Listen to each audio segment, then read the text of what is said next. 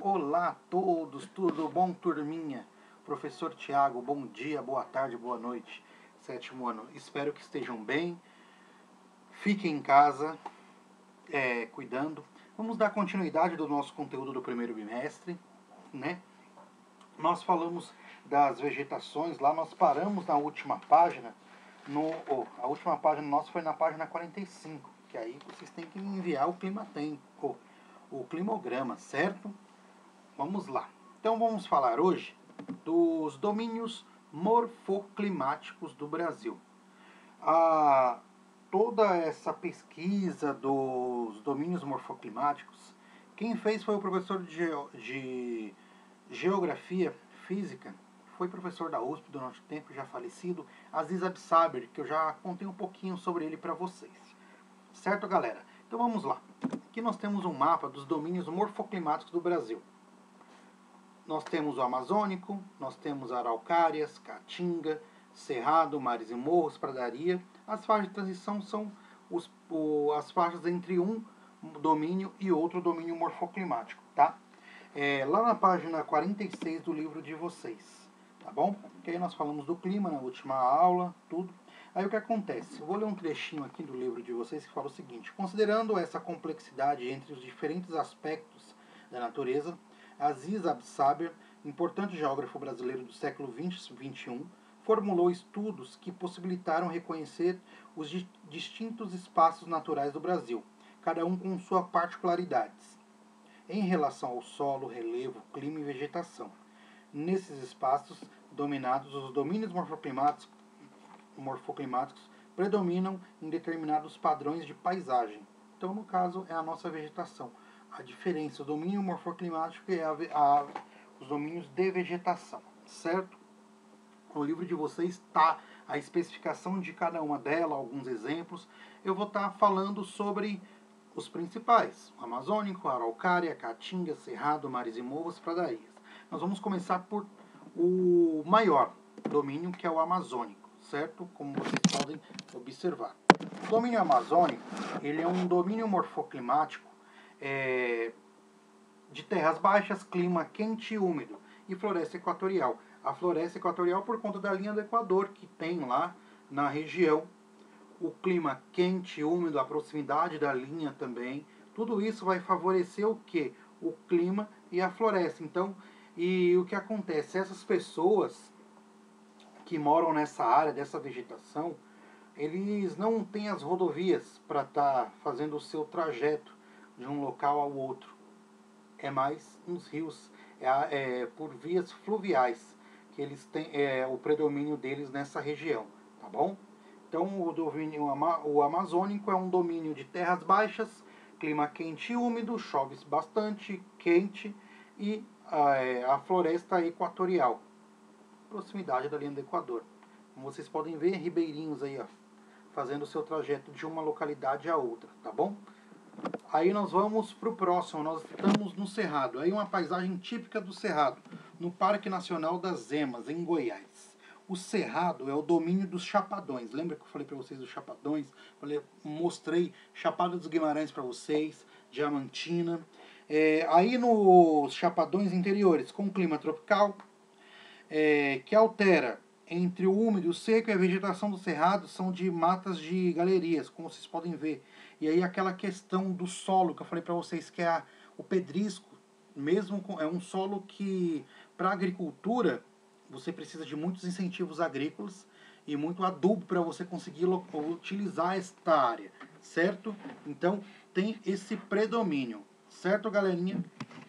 Isso é em relação ao cerrado.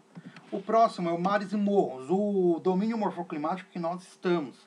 Mares e Morros é um clima tropical úmido, floresta tropical úmida, em costa da Mata Atlântica. Então é o domínio, como vocês podem observar lá no mapa, que pega a faixa litorânea do nosso país e até as serras, entre o planaltos e planícies, como vocês podem ver, irregular. E aí aqui está uma foto em São Paulo. Essa foto ela foi tirada na Serra do Mar, próximo aqui O nosso município, como eu já falei para vocês, o nosso vizinho é Itanhaém, um município litorâneo, certo? Então vamos lá. Mares e morros é o domínio que tem um clima tropical úmido, floresta tropical úmida, encosta da Mata Atlântica. Até a questão do nosso município ser bastante úmido, porque aí nós pegamos toda aquela massa de ar do oceano, chega mais próximo a nós aqui.